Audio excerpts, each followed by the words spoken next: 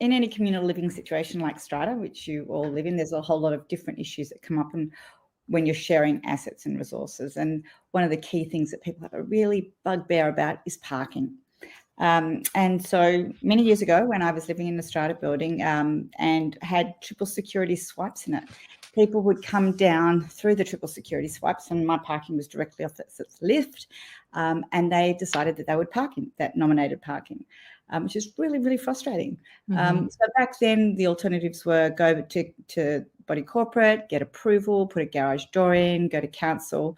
$10,000 later, by the time you've diverted services and put a garage door in and all the approvals, then you can put a garage door in. Yeah. So real pain in the neck. So I'm in the city of Sydney.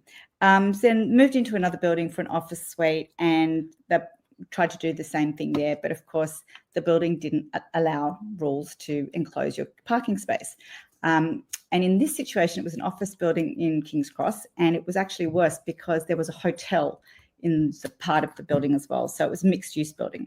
So it wasn't just the people that lived there that were parking in the spot. It was itinerant guests that were coming to the hotel. And there was just absolutely nothing you could do about it. And it was just really annoying. In fact, you pay so much for parking in the city of Sydney.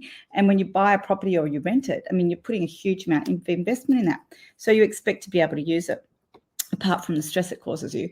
So whether it's commercial or residential strata, the problem is still there. So that sort of set me off on a path and a mission to find a solution which would make it easy and seamless. And I knew that my parking spot was there because I was paying for it and I deserved to be able to use it. So that's when I started That's My Spot, out of personal need and experience.